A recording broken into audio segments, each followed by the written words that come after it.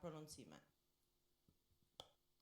E vërteta është se deputetët prej kohësh kanë shprehur vendosurinë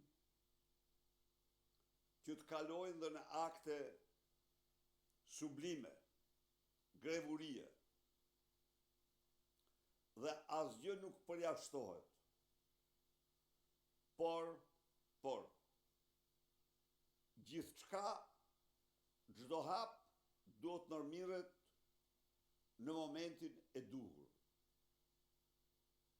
Mendoj se fjala e sovranit është çështja më kryesore në rendin e ditës. Sovrani duhet të flasë sepse kjo që po ndodh me shqiptarët është e pa shembull në histori. Kujtojmë vetëm kaq. Një njeri që 6 muaj rresht u premtoi shqiptarëve integrimin në 27-ën, integrimin në 30-ën, tani që është kap me presh në dorë si hajdut. U thot se nuk kemi nevojë për integrim të plot. Dhe njëherë për qytetarët. Kryeartikulli i Argatit dhe i padronit Vučić dhe Argatit Rama në Frankfurter Allgemeine Zeitung do të kuptohet qartë. Këta dy krerë të organizatave kriminale më të rrezikshme në Europë i sugjerojnë Bashkimit Evropian që të akordoj vetëm tregtinë e lirë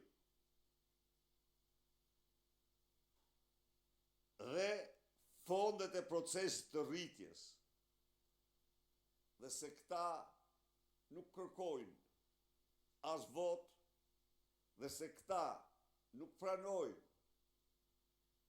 të plotësojnë kriteret e Kopenhagenit, as dhe ato që quhen aki komuniter, të komunitetit, të themi, po ta përkthej tamam shqip,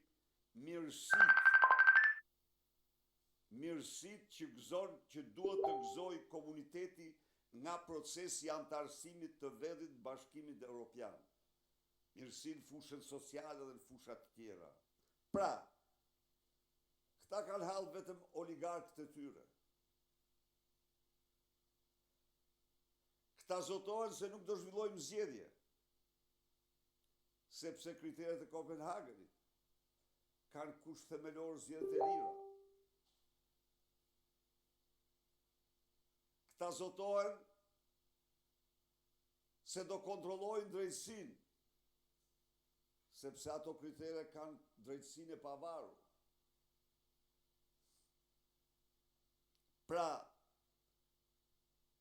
Edi Rama po mbyll përfundimisht dyert e Bashkimit Evropian për shqiptarët, çka kam bindjen më të thellë se kjo nuk do mund të bëhet kur realitet. Shqiptarët asgjë s'do mund t'i pengojnë në udhëtimin e tyre jo të lehtë, plot sakrifica dhe mundime, por në tërësi të pandalshëm drejt integrimit të plot në Bashkimin Evropian. Zoti Berisha, 12 marsi në fakt është afati i fundit ligjor për të shqyrtuar çështjen e imunitetit Ballukut në seancë në kuvend. Po nëse majoranca kalon për te këtij afati, çfarë ndodh? Ka shumë mundësi që kjo po ndodh, që ata po djegin afatin 3 mujor. Ka shumë mundësi. Si të shifni ju, Edi Rama nuk pranon kur të dorëzoj vetën në gjykatë. Bëri përpjekje të jashtëzakonshme për marrëveshje, por nuk i eci. Lubi Balluku që ky mbron është një kriminale multidimensionale e pa shoqe. E pa shoqe në historinë e Shqipërisë. Përveç vjedhjeve të saj bashkë me Ramën,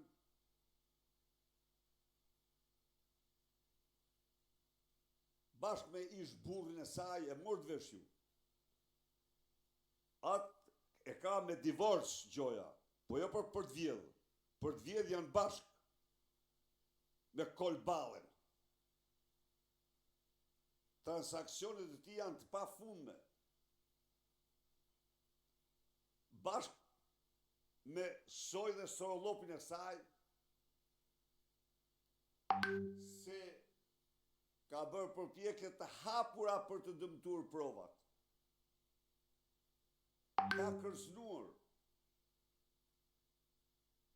Ka kërcënuar zyrtarët e drejtësisë me banda dhe bandit. Çka faktor se të gjitha kërcënimet që janë bërë prokurorëve të Spakut janë bërë nga qeveritarët me bandat e tyre. Po, u janë dërguar mesazhe kërcënuese, vdekjeprurse. Dhe prapas tyre qëndron e tëra Lubia dhe Edi Rama. Faktikisht, me këto veprime, ai asgjëson sistemin e drejtësisë në Shqipëri. Sistemi i drejtësisë groposet.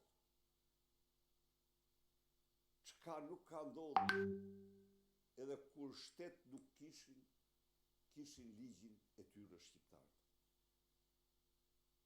Kishin kodin e tyre civil, kodin e tyre penal, kishin gjykatat, pleqësitë e tjera me radhë. Kjo që po bën ky është e pashembull në historinë e shqiptarëve. Por të gjitha faktojnë se strumullari i të gjitha këtyre është ai vetë. Akshi është formula më e zezë në historinë e shtetit shqiptar. Ergy Sagasi është Edi Rama, njeriu që organizon vrasje, njeriu që organizon vjedhjen e të gjitha të dhanave të qytetarëve shqiptar, për t'ia u dhënë bandave dhe armiqve të Shqipërisë. Ergy Sagasi, me videot e tij, i ka komprometuar këta më shumë se ato të Pshtenit janë lule të Pshtinit. Çfarë ka zyra e Argasit? Duke filluar nga Rama vetë dhe vazhduar me ministra, me drejtues kryesor institucionesh, me prokuror, me gjykatës, me policë e të tjerë. Pra, janë shqiptarët, ata të cilët do të thonë fjalën e tyre. Vetëm një gjë, sot askush nuk mund të thotë se unë nuk e dita. Nuk e dita. Nuk duhet të abuzoj me krahasime, por i kujtoj këtu një moment në 91 në parlament, kur një eksponent i Partisë Socialiste u ngrit të tha, nga ta dija unë se Enver Hoxha kishte 3 dynym qylyma persian në shtëpi. Ai nuk e dinte atë. Ai dinte që Enver Hoxha ka vra, ka pre, ka bë të gjitha, po për ato ishte bashkautor dhe vetë. kurse tek qylymat nuk e dinte.